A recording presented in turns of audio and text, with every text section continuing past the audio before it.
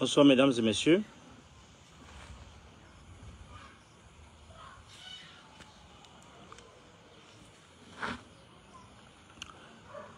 Je vous remercie de nous retrouver.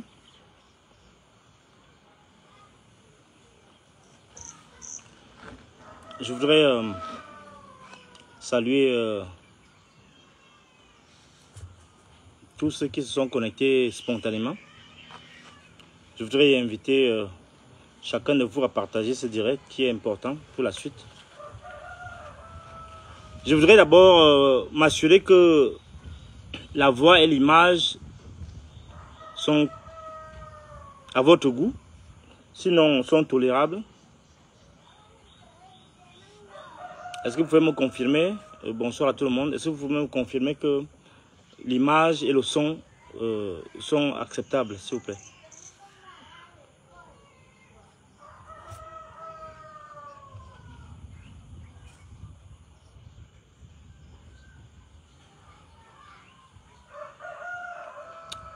Oui, bonsoir encore. Je vous remercie d'être de plus en plus nombreux.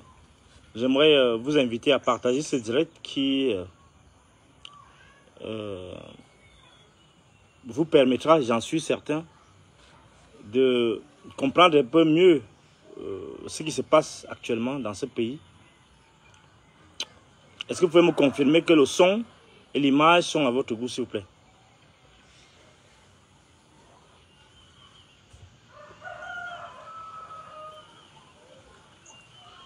Je voudrais, en attendant que que le Coran soit atteint, je voudrais informer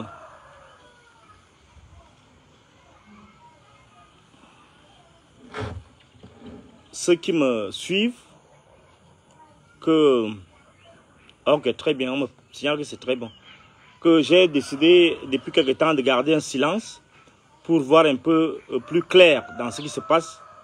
Et je crois que je suis en mesure de me prononcer ce soir et de vous dire ce que je pense de ce qui se passe.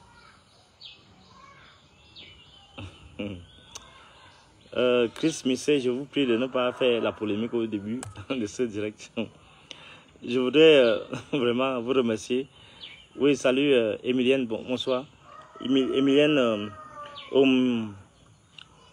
Ombiwin, je pense. Ouais, merci beaucoup. On va commencer dans quelques secondes. Voilà, le Coran est déjà en train d'être atteint. Oui, bonsoir Emilienne.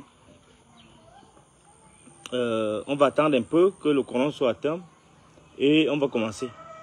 Je voudrais signaler que depuis quelque temps, comme à la suite de l'affaire Martinez-Oro, j'ai dû bloquer beaucoup de gens. Merci, le Coran est atteint, merci beaucoup. J'ai dû bloquer beaucoup de personnes depuis quelques jours parce que les gens sont réfractaires à la réflexion.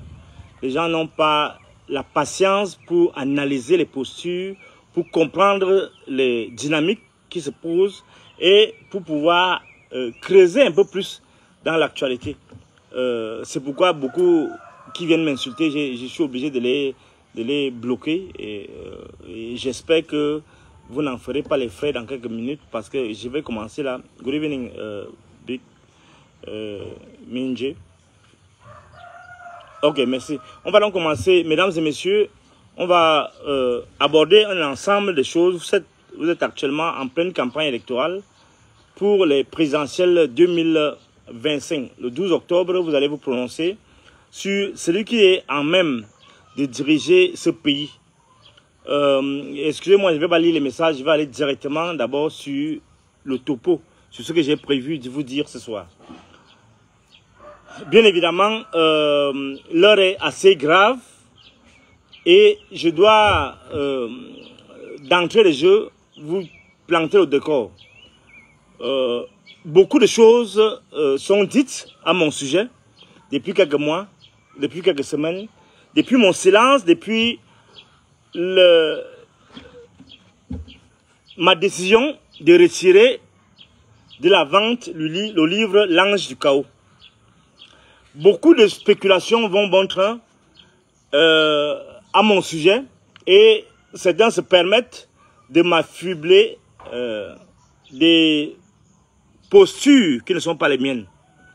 Je dois dire que je vais d'abord répondre à cela avant de vous dire les raisons fondamentales qui m'ont poussé à retirer le livre de la circulation. Et enfin, je vais vous dire ma lecture de la situation actuelle de notre pays et la présidentielle qui est en cours. La première chose que je voudrais donc vous dire, c'est que beaucoup ont pensé me narguer, m'insulter, m'accuser de toutes sortes de choses à la suite de mes pérégrinations, notamment mon passage chez Belobouba Maïgari et le fait que j'ai décidé de retirer mon livre de la circulation. Un livre très important, L'Ange du chaos, un demi-siècle de saleté, de pillage et d'assassinat politique. Ce soir, j'aimerais d'abord faire cette précision, la précision suivante. Excusez-moi, je ne vais pas lire les messages, je vais vous répondre après. Après, il y aura une série de questions-réponses. Je voudrais d'abord vous dire que lorsque je me suis engagé à combattre ce régime, parce que je le trouvais totalement inhumain, parce que je l'ai subi dans ma chair, parce que j'ai perdu des membres de la famille à cause de cette suspension sanguinaire du ministre d'État, ministre de l'Enseignement supérieur, qui était en fait commandité par Aurélien Soso, l'ancien recteur de l'Université Yaoundé 1. Lorsque j'ai commencé donc en 2016 de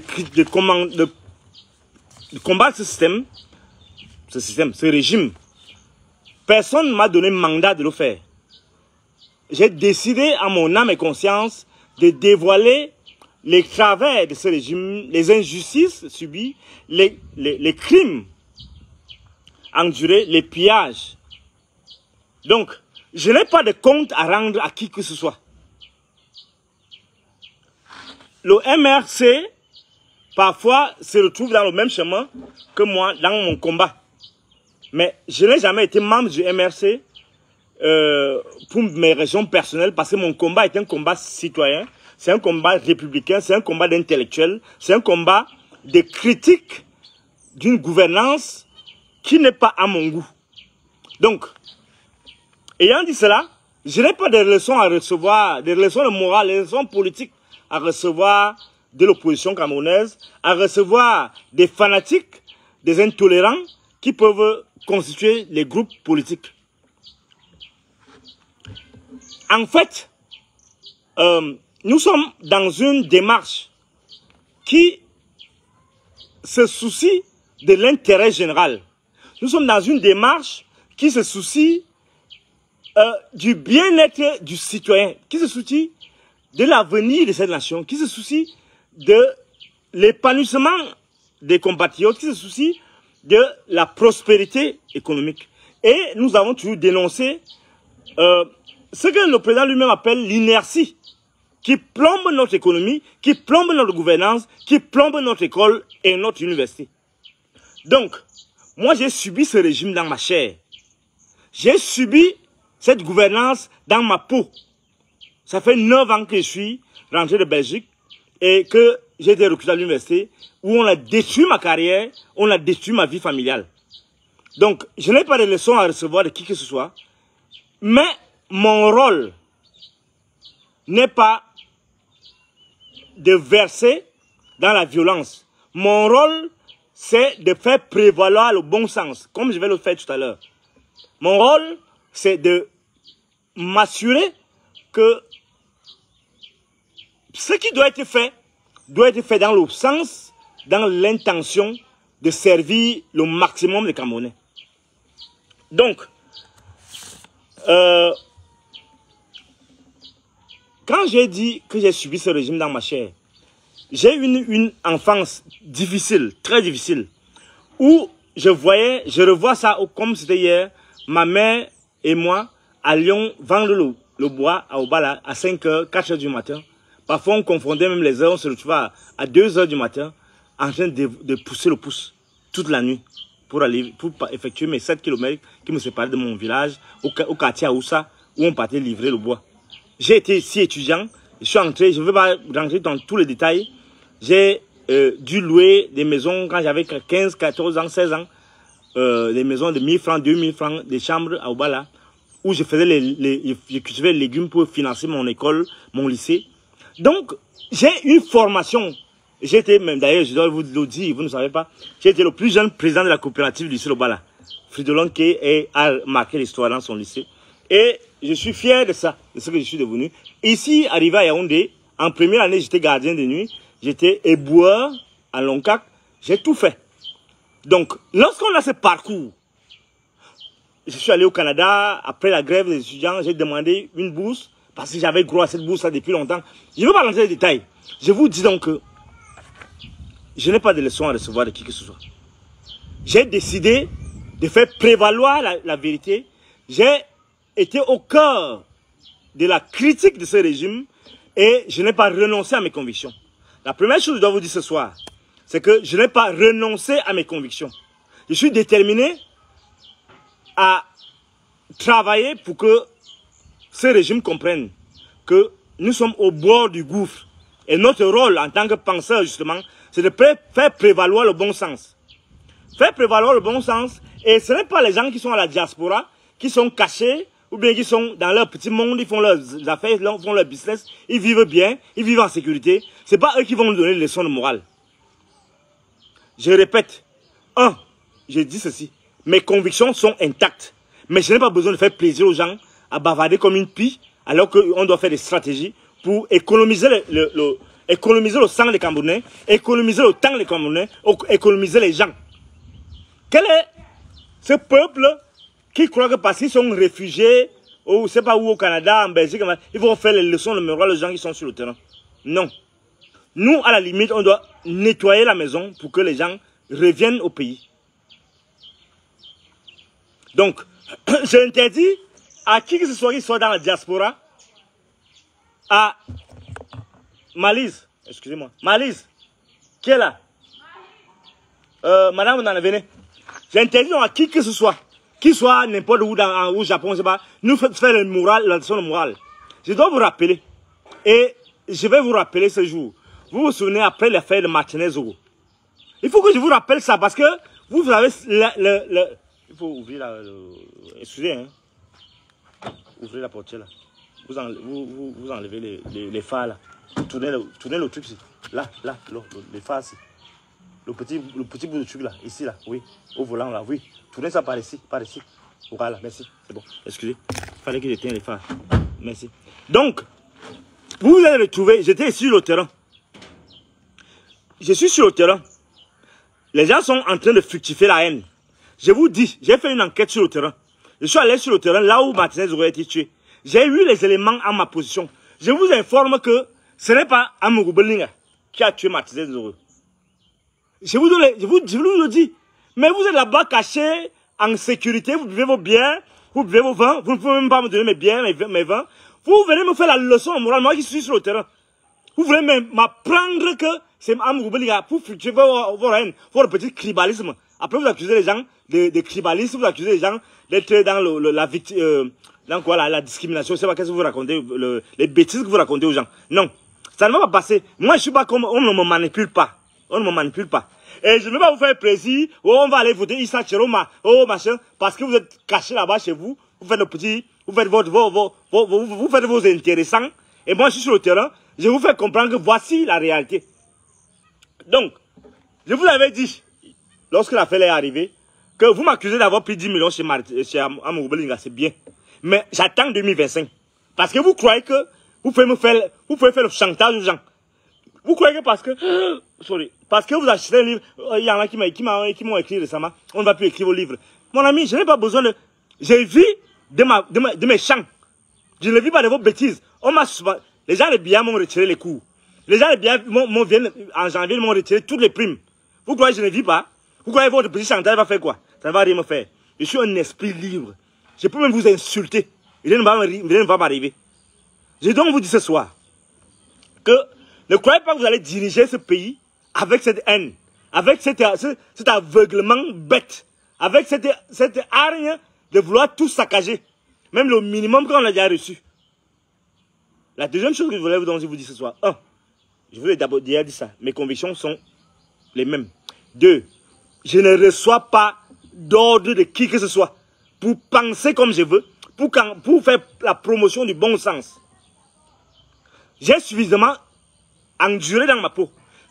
Pour pouvoir maintenant laisser des opportunistes, des cyniques, comme beaucoup d'entre vous, venir me faire la leçon de morale.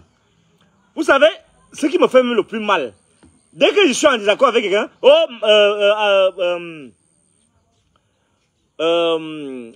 colonel Bangou, il devait me tuer même. Tu as même échappé. Vous voyez le niveau où vous êtes arrivé? Mais c'est vous qui voulez le changement. Mais c'est vous qui êtes incapable d'accepter même la contradiction. D'accepter de penser, hey, peut-être le type, c'est pas avoir raison. Mais vous êtes le premier à vouloir faire les leçons de morale aux gens. Je voulais donc vous dire ce soir que non seulement je ne suis pas, je ne change pas de conviction suivant vos petites bêtises que vous faites, mais en plus, je sais que vous êtes cynique, vous êtes foncièrement méchant. Parce que justement ce régime vous a rendu méchant. Parce que vous étiez d'abord méchant avant ça. Vous étiez méchant. Vous n'avez aucune idée de la grandeur d'une nation. De la grandeur d'une nation qui exige les sacrifices personnels de chacun de vous, de chacun de nous. C'est si grave, c'est si préoccupant que nous sommes actuellement au cœur d'une élection présidentielle. Les gens sont tous dans des plans pour cultiver la violence, fructifier la haine, pour asseoir des agendas communautaires tribaux. Nous n'allons pas accepter ça. Notre rôle, c'est être le garant de l'ultime perspective qui reste lorsque un régime a échoué comme celui-ci, lorsque le peuple est incapable de sauver son honneur, sa dignité. Vous voyez, tout le monde est versé dans les sectes, tout le monde est versé dans les églises, tout le monde est versé dans l'alcool, tout le monde est versé dans les jeux de hasard, tout le monde est versé dans le football. Mais vous voulez que ça change. Vous voulez que ça change. Vous voulez que les gens comme nous, on commence à dire que oh, Biya doit partir, on doit saccager tout le pays. Vous croyez que je suis là pour vous faire plaisir? Non, je vous dis donc ce soir. Je vous dis ce soir que 1, mes convictions n'ont pas changé. 2, vous n'allez pas me téléguider. Je ne suis pas un petit individu qu'on téléguide. Je suis un esprit libre. Un esprit qui voit loin. Un esprit que vous avez déjà diffamé maintes fois. Vous avez dit que j'ai pris l'argent. On en est où? Avec le procès de Martinez. Vous croyez que ça va donner quelque chose? Ça ne va rien donner. Parce que ces gens qui ordonnent même ces enquêtes, c'est eux qui sont au cœur de ce scandale. Au cœur de cette tuerie de notre genre. La troisième chose que je vais vous dire, c'est que j'évalue en permanence le contexte et les devoirs qui sont les miens. J'ai décidé de retirer mon livre Langue du chaos, qui est un livre très violent, parce que justement, je vous avais dit dans une émission télé, que nous sommes en plein conflit entre l'amour et le devoir. L'amour du devoir ultime, du sacrifice ultime, qui sied à un esprit libre comme moi, et c'est-à-dire cet amour-là donc pour le peuple vrai, pour le peuple interculturel, pour tout le peuple rassemblé, et le devoir de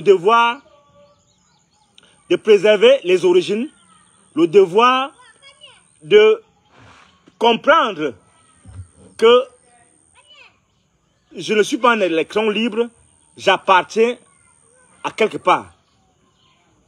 Mon grand frère Claude Abbé avait dit un jour que chacun a le chez soi. Les gens ont interprété ça comme ils ont voulu parce qu'ils ont toujours cette idée dans la tête. Ce n'est pas le lieu d'en parler, mais je dis, ce devoir qui est le mien, en même temps de préserver les acquis, de prendre en compte mon origine, mon identité, mais Ce devoir bute contre la respectabilité qui sied à mon amour pour le peuple. C'est pourquoi mon devoir et mon amour me commandent de temporiser.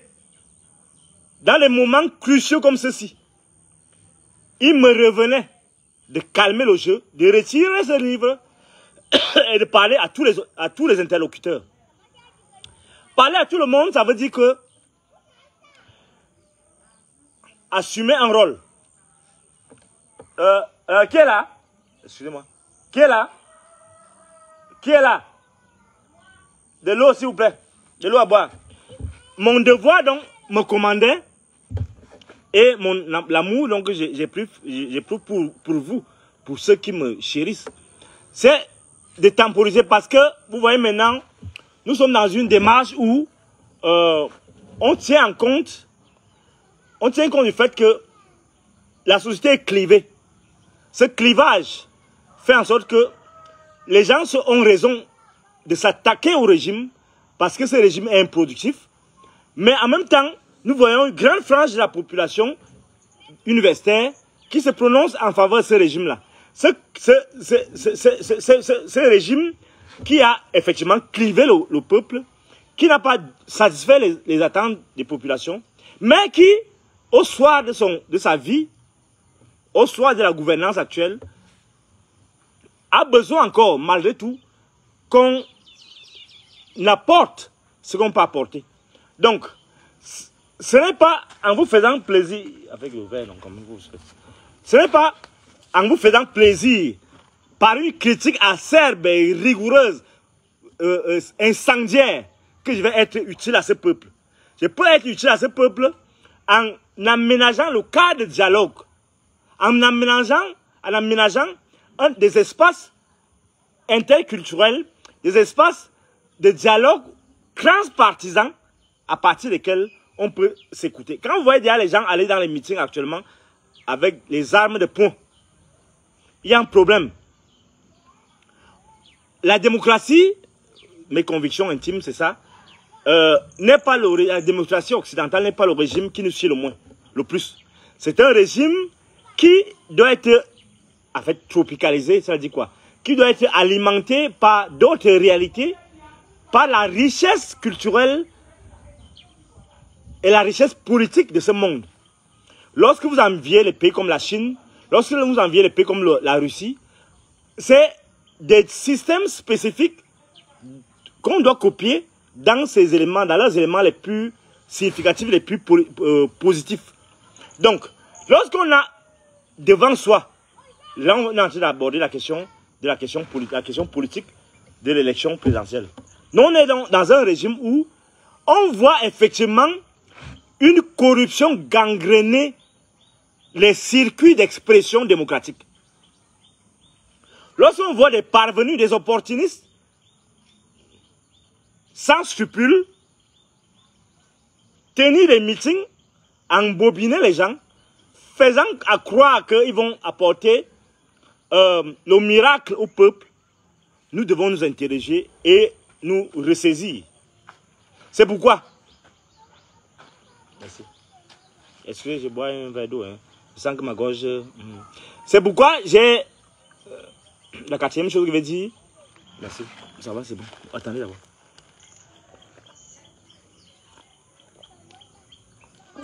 Merci. C'est pourquoi je dois vous dire, par rapport à l'élection actuelle... Merci, c'est bon.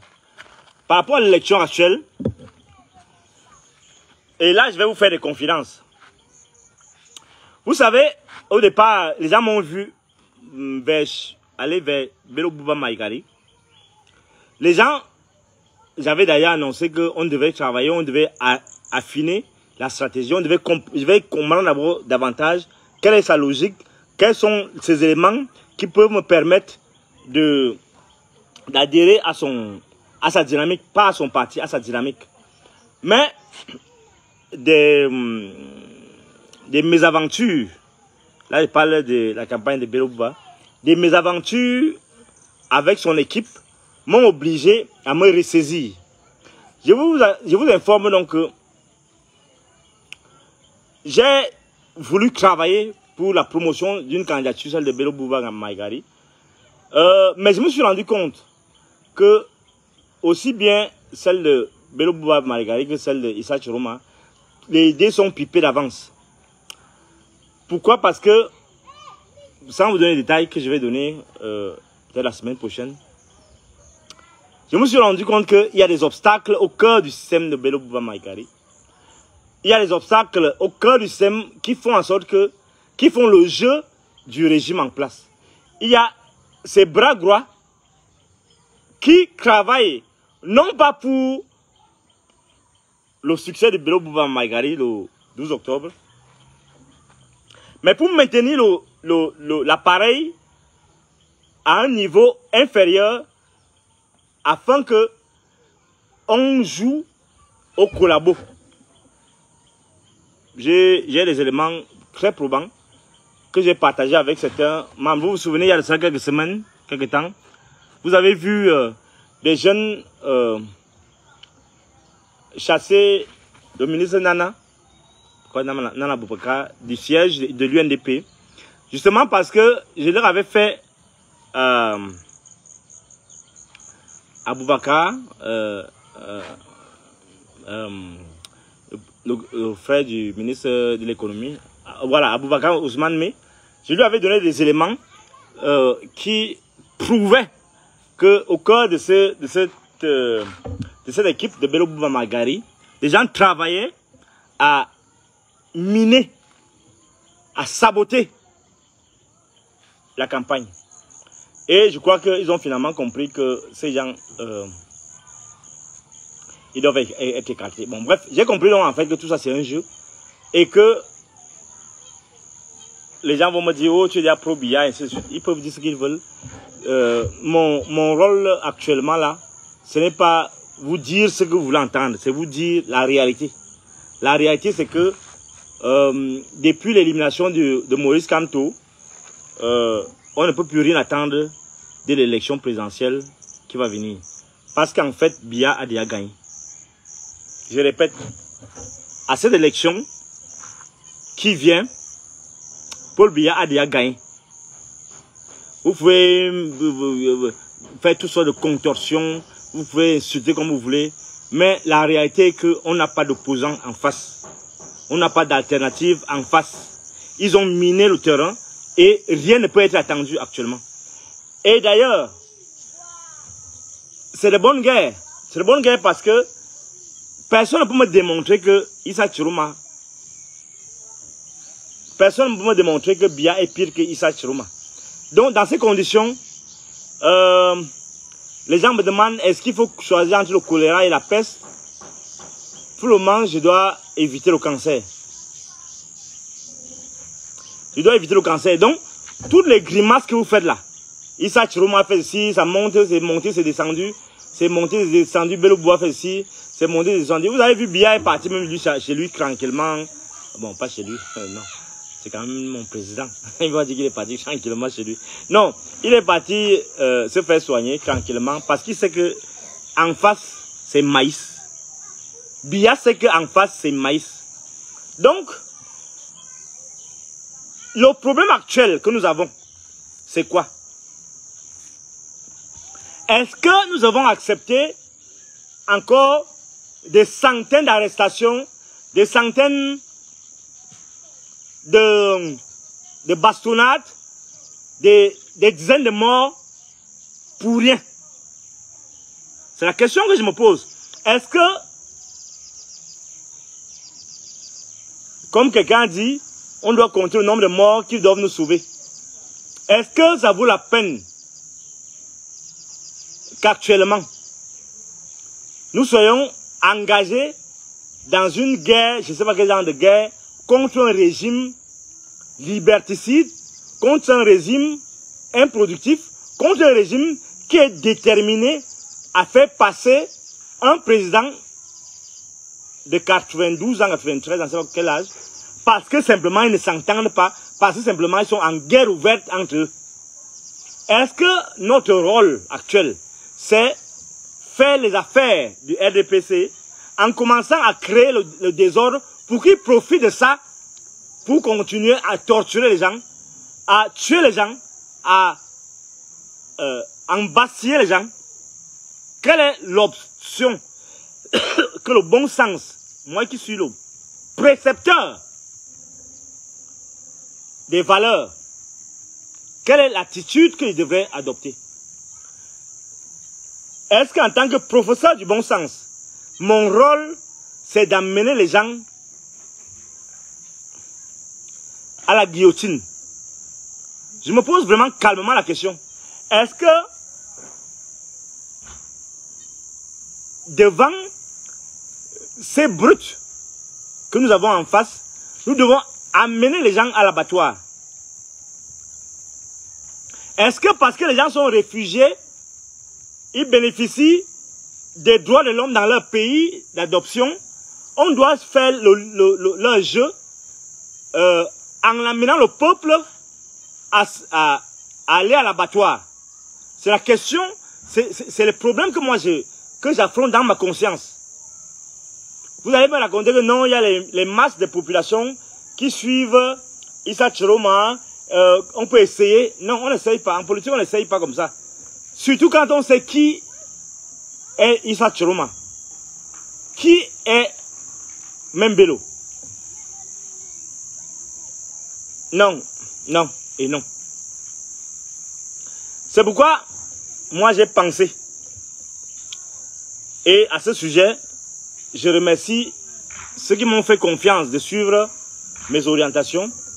J'ai pensé rassembler des intellectuels et des membres de la société civile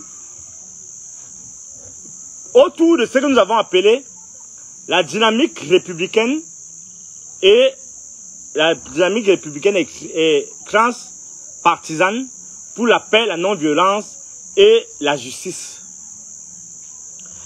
Ce collectif vise à la préservation de la paix, vise à être dans la neutralité, vise à jouer le rôle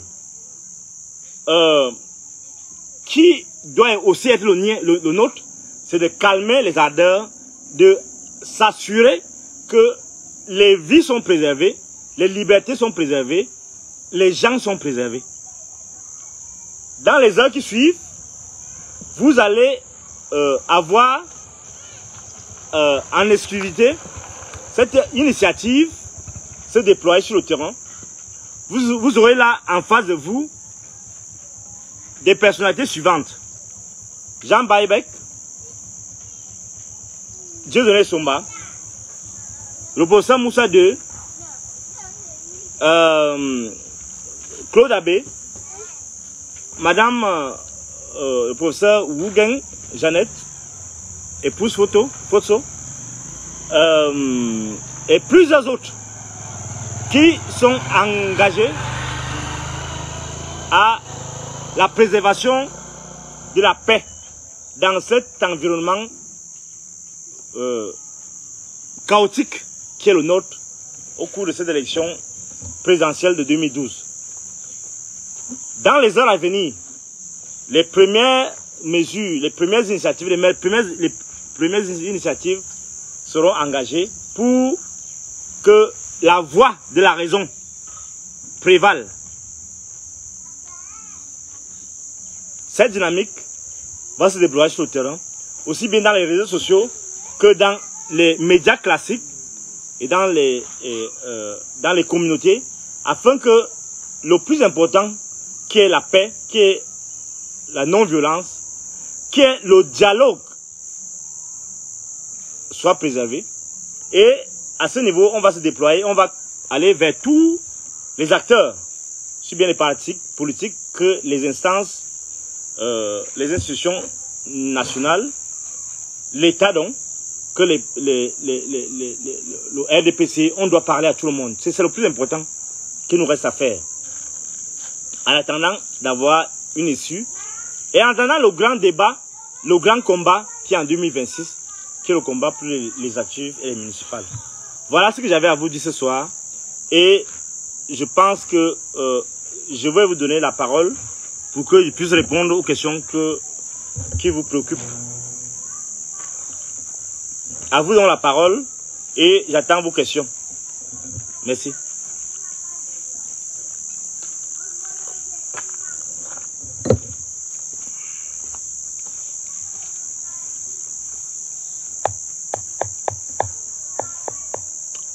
Vous avez, j'ai 5 questions.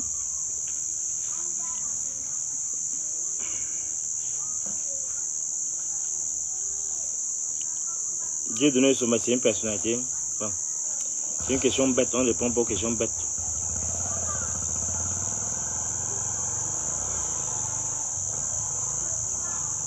Les questions, je veux vraiment les 5 questions et on va se séparer.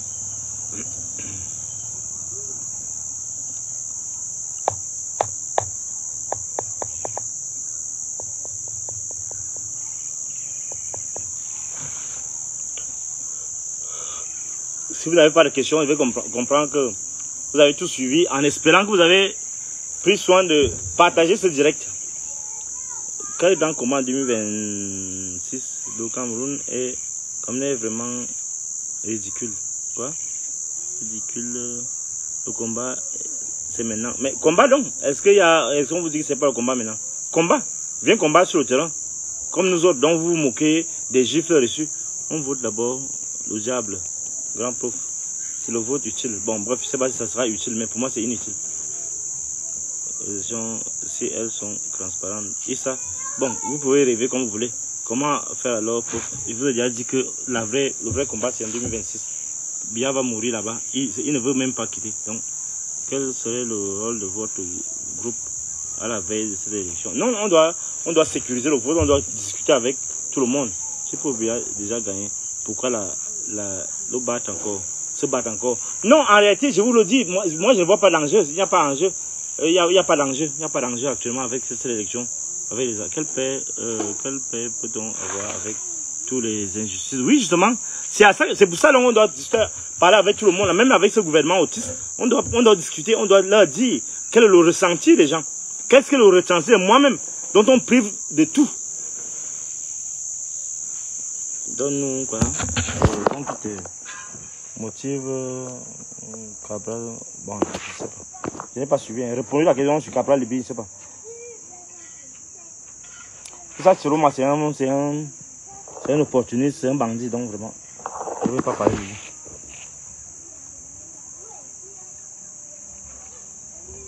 Que tu as jeté l'éponge. Non, je n'ai pas jeté l'éponge. Bon, si c'est comme ça que tu as compris, bon, c'est ton niveau de compréhension, tant mieux. Mais je ne marche pas dans les folies que vous voulez engager là.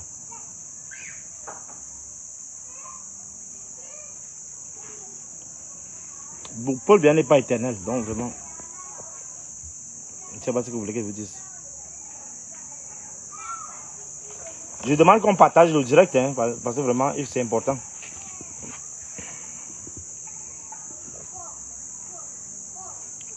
Et sachez que moi, je ne blague plus. Tous les gens qui viennent m'insulter là, qui viennent dire que retournement vers philosophie, machin, tout ça là, je vous bloque. Je préfère avoir 5 personnes normaux que d'avoir ce tas de haineux là derrière moi. Pourquoi ne pas porter à la tête de ça? Bon, pour 2 raisons. Il n'est pas formé comme il faut et il n'a pas le niveau. Donc, il n'est que dans l'opportunisme, dans le mangement. Donc, vraiment, je ne suis pas avec lui.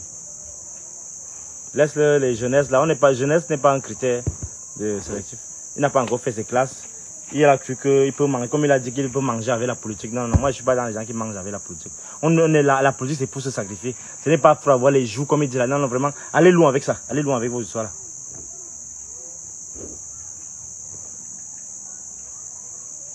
As-tu déjà reçu? Non, ils vont priver de ma prime.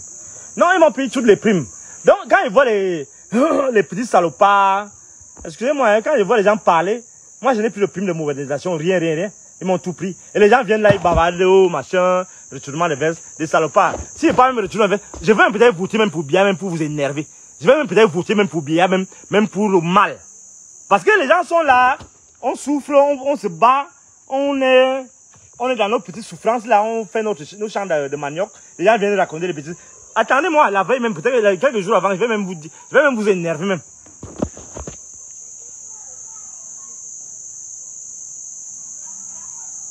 Je me souviens que finalement.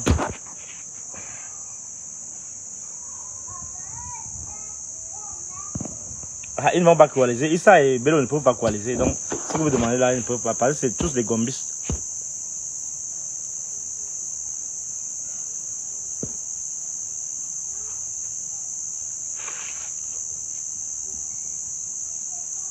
Il ne parle pas de Cabral. Donc, pour moi, lui c'est rien. Non, vraiment.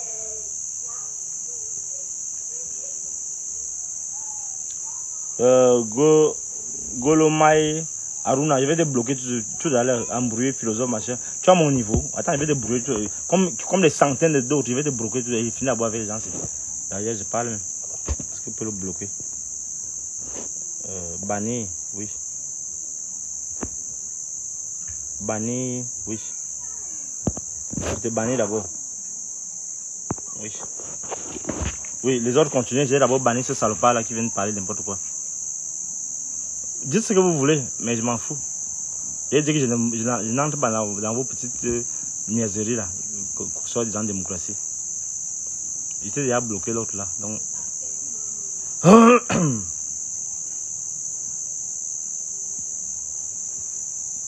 Bon, je crois qu'on n'a plus de questions. Donc je vais me concentrer à ma réunion de ce soir.